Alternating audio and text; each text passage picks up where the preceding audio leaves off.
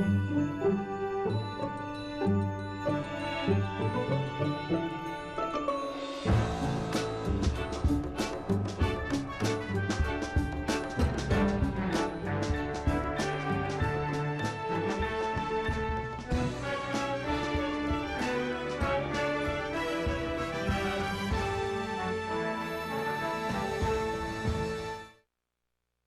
I'm Robert Osborne.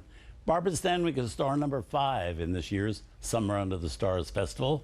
And next up, we have Barbara sharing the screen with her Double Indemnity co-star, Fred MacMurray. This is a Stanwyck-MacMurray film that very few people actually know about. It's titled There's Always Tomorrow. It was released in 1956 by Universal International. It actually marked the 4th and final teaming for Barbara and Fred.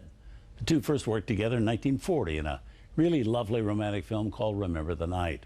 After that came Billy Wilder's film noir classic Double Indemnity in 1944. In 1953, they co-starred in a Western, which was shot in 3D called The Moonlighter. That was kind of the low spot for them. But then a few years later, they made the film we're about to show you. It's actually a remake of another movie, a 1934 film, also called There's Always Tomorrow, which had starred Frank Morgan and Benny Barnes, with Robert Taylor making one of his first screen appearances in it.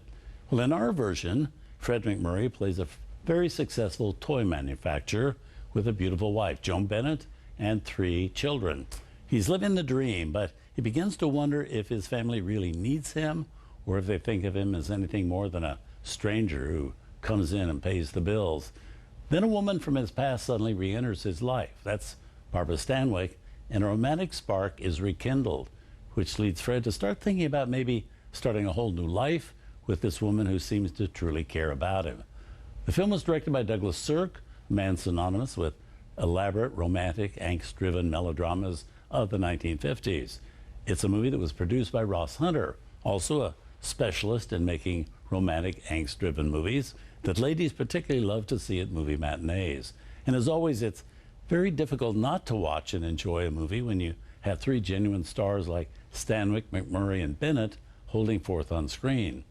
This one is also a rarity, too, to find a movie in the 1950s in which its 3 stars were all people either in their late 40s or 50s, this being a time when the concentration was on younger stars, such as Rock Hudson, Natalie Wood, Tony Curtis, Sandra Dee, Robert Wagner.